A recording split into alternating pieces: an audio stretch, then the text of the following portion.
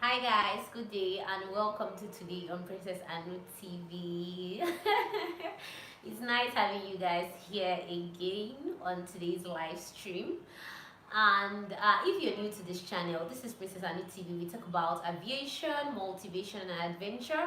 Basically, everything that has to do with flight school, especially if you want to go to flight school.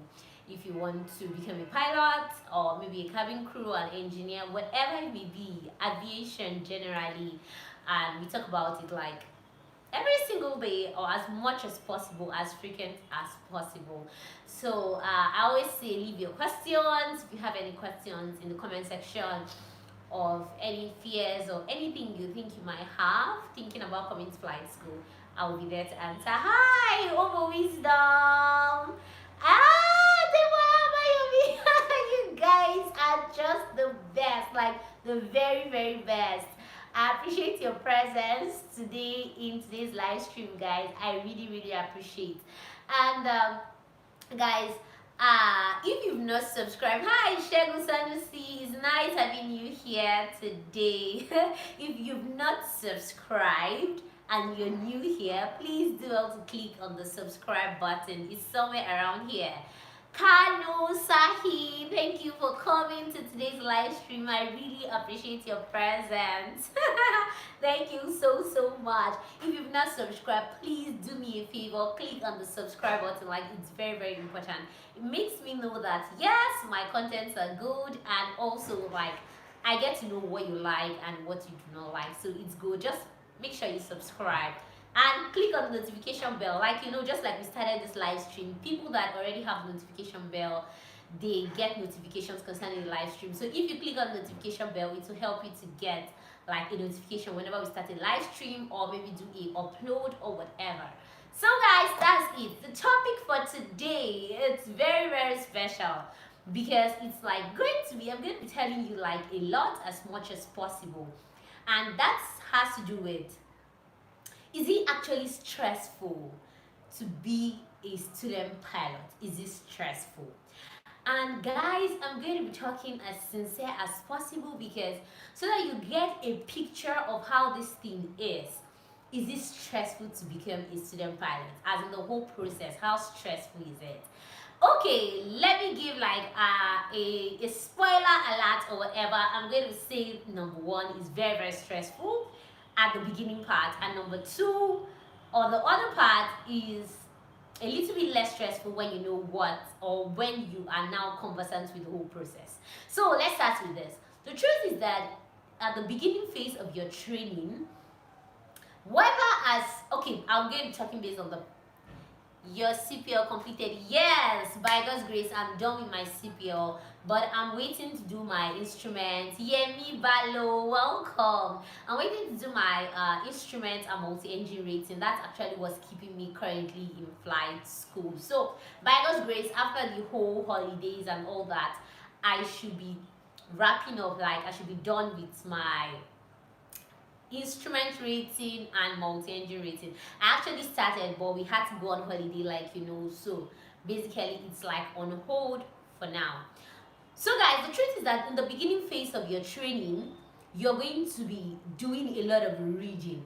Like, once you come to flight school, you're not going to jump straight into the aircraft. Though I've heard of some other flight schools that the first day you come, sorry guys, I've heard of some other flight schools that the first day you come for flight training, that same day you are given the opportunity to like enter an aircraft to fly. But it's not like that in most schools, and especially organized schools, like very organized schools. I'm not saying that those schools that make you jump into the plane the moment you come are not organized schools. Please don't quote me wrong, I beg you. But the truth is that most schools do not let you jump into the plane the moment you arrive flight school. And this is because they want to keep you on ground for you to understand basically what it means to fly, what it means to become a pilot. And the truth is that when you come initially, you will not want to understand with them. Can you imagine? I think before I could go actual in flight school, I think I stayed almost going to a year, because as at the time when we are done with ground school, as at the time we were supposed to come to flight line to start flying, can you tell me something about doing the CPL training in Europe? I'm actually not in Europe now, except I do findings for you. But anywhere you choose to do your training, the region doesn't really matter, except you're considering costs and all that. The region might not matter, but it's just to know the kind of flight school that's going to be good for you. If you want the kind of degree program, or you just want the normal regulated flight school stuff. So it just depends on the kind of program you want. So I don't think the region actually matters, because every country, every continent, actually they have good standard schools. It just depends on what you want. So that's what I'm going to say concerning that. So guys, as I was saying, it's kind of like, so like they keep you on ground. Personally, I was on ground for like almost a year, because when we could come back to flight line to fly, weather was bad, and so they were like, okay, go back to ground school, go and continue the CPL phase of the ground school till when the weather is okay, then you guys can come back to fly. So it's at that period of the time you have to like wait, guys. You will get impatient sometimes, because you're wondering, for goodness sake, let's go and enter that aircraft. Like, that is what I came to school to do, not to stay on ground and read. But the reality of the case is that you're going to be on ground and you're going to be reading. You will have to take a lot of tests, you have to do a lot of progress checks, you will have to do a lot of reading, and I'm going to, okay, let me give you a perspective of how I see this. The truth is that if you want to compare the kind of reading you do in flight school to the kind of reading you do in university, it's totally different. But the good thing is that if you understand the pattern at which they ask their questions on how they do it, you get it to become like a little bit like easier and all that for you. But the beginning phase, you are going to be reading and reading and reading. So if you're not a reading type and you actually want to become a pilot, I'm going to advise you, you need to become that reading type, because you will need to read, you will need to look at past questions, you will need to do maybe some group study with your friends. Hi Mayowa, I am so fine. I'm doing very fine. Thank you for coming to today's live stream. I appreciate your presence. I'm doing great, especially during this period. Like, weekends are kind of like the best times because you get to relax. Lay Zozo Nation, welcome to today's live stream. You are late, 7 minutes plus late. Welcome. So guys, as I was saying, the beginning stage, let me just wrap it up by, let me just tell you everything how it is. The beginning stage, you have to read. Then now when you come to the flying aspect, I think the flying aspect is even more stressful than the reading part. I have to be sincere with that. What's the difference between the kind of reading you do in flight school and type of reading? Exactly. You know that flight school, you do the ABC, like you have multiple choice. It's not like a theoretical stuff. So you know, when you're reading for theory exams, it's different from the way you read for objective exams. The truth is that it needs, or like when you're reading for an objective exam, you need to like read kind of like word for word in case wherever they bring it out. Though if you use a past question to read for an objective exam, it will help you better. Like, you know the place they are going to set the questions from, you kind of know what they're trying to talk about. But you know, the university part of it, sorry about that guys, the university part of it, you have to read in depth, like not so in depth, but you know that whatever you write, you will definitely get a mark for it. That's what I'm trying to say. Like, for the university part, you know that even if you read and you come to write an exam, if you list, maybe they say list like 5 points. If you list like 2 or 3, you get a mark for it. But in flight school, it's not the same. Like, it's either A or B, and most of the time, the answers are similar. What can you do in the lockdown in relation to aviation? How can you build your knowledge? We talked about that yesterday. How to keep your dreams alive. Reading books, reading aviation books, listening to people that talk about aviation more during this period, because you have to be ignited. We actually talked about that yesterday. Sorry that you missed the live stream for yesterday, but I'm still going to be leaving the link to that video, maybe here, yeah, like when I upload it, I'm going to be leaving the link here so that you can actually read it. You can not read it.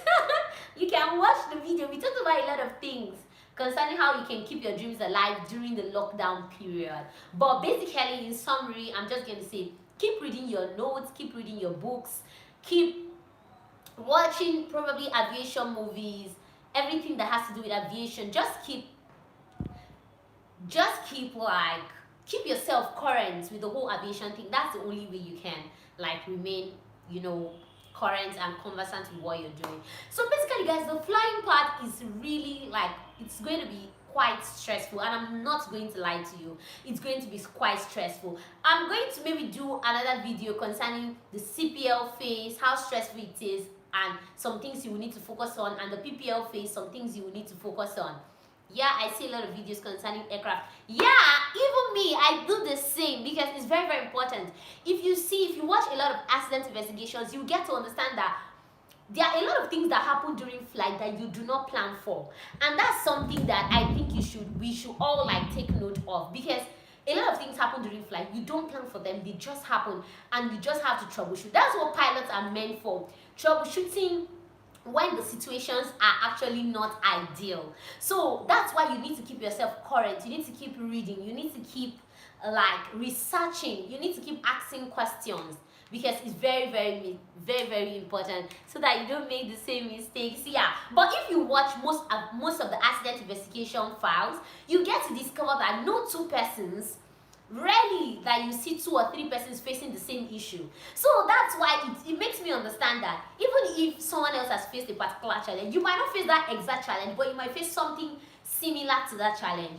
And that's another thing. Let me conclude by saying this concerning flight training, whether it's stressful or not. Flight training during your career path is going to be one of the most difficult parts of the career, because I heard that after flight training, you're going to have it sweet and smoother, maybe when you go to the airlines or corporate flying, or when you go like doing your own stuff, like flying on your own. But during training, like people always say, anything that has to do with training is always tedious, is always thick, is always not rosy. So I'm going to say, tell yourself that yes, this is the only part I have to struggle, I have to like after now is going to be joy, joy, joy, joy, joy. So yes, flight training is stressful, being a student pilot is stressful, but the good thing is that when you get to continue to do it, when you get to like keep yourself familiar with the procedures, with the technology, with the tech, every single thing that's happening, it's not going to be as stressful as it was for you in the beginning part. So that's how I'm going to be concluding, telling you that it's not going to be that stressful like all the way through, but the beginning part is going to be stressful. Is it possible to get sponsorships in a different country like Nigeria, because I'm from Cameroon? Well, I know that these things are possible, but it depends on who is giving the scholarship. That's what I'm going to say. It depends on who is giving the scholarship. Are you getting it from a parastatal? Are you getting it from an organization? Are you getting it from the federal government? Are you getting it from a state government? These things are possible, trust me. It just depends on who you're getting it from. For how long will someone be on ground? The truth is that for your PPL phase, you might be on ground for like maybe 3 to 4 months before you go and start flying. CPL phase, it depends on how they split it out for you. You might be on ground for like 6 months or even more. There's no hard and fast rule. It just depends on how the school actually puts everything together. The school will determine how your program goes. So don't kill yourself thinking about how long you stay on ground. But the truth is that during the beginning phase, you will stay on ground for a while. But after that time, once you start flying, you fly and fly and fly and fly, then till you come back for your CPL phase, then you come back on ground. Then when you leave your CPL phase ground school, once you go back to flying, it's flying all through till you leave your school or whichever school you're in. So basically that's it. PPL phase, CPL phase, instruments, multi-engine. Then if you want to do your MCC, JOC, you do that. You do your ATPL when you get your 1,500 hours. Then you keep going. It's that easy, it's that simple. So guys, I really want to appreciate you all for coming in. Please, what happens if a student pilot crash a plane? It's a training organization. The truth is that insurance will have to pay for it if the student pilot medicals is current. The insurance will pay for it. But apart from that, it's usually not easy on the student. Timothy, welcome to today's live stream, even if you're late. The truth is that it's not usually easy on the student. Let us not talk about crashes as if it's that easy. Seriously, crashes are things that people get to live with. If a student pilot even has a slight incident, to even go back flying sane, like putting your heads together to fly, is usually difficult. I'm telling you, nobody prays for a crash, nobody prays for a situation where you have like ups and downs during your flight training. But if people have crashes, I'm telling you, for them to come back is usually difficult. Very, very difficult. So I don't want you to put your mind on that. Let's not talk about crashes, please. Let's not talk about it, because it's not easy to come back. It's not just about the school now. The personality, the person that faced that crash, that person sometimes mentally, the person is not stable. You're scared of even entering an aircraft. Even sometimes when you have a bad landing as a student pilot, I'm telling you, when maybe you come to land and you kangaroo, like, when I mean kangaroo, like you come, you hit, you go up again, you hit, you go up again. Most of the time, trust me, you don't want to even see an aircraft. But it's part of life, it's part of the training. So crashes are a bit like very, very extreme, guys. So let's not talk about that. So thank you so much, guys. We'll meet tomorrow to talk about other things as usual. Oh, Wisdom, thank you so much for joining me. Adebola Bayomi, thank you. Shegun Sanusi, I really appreciate your presence.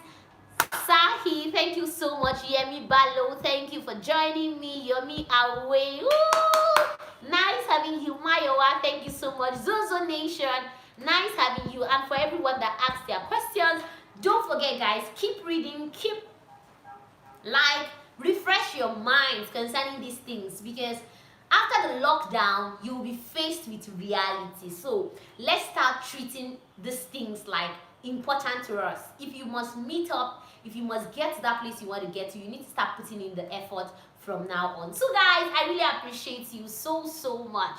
Till we meet next time tomorrow, please tell me what you know about flight engineers. Okay, we are going to be talking about flight engineers tomorrow, so that we don't like prolong this whole thing. Let's not be a flight engineer talk, let it be about like student pilots. So tomorrow we're going to talk about flight engineers. Till we meet next time, bye guys, thank you so much.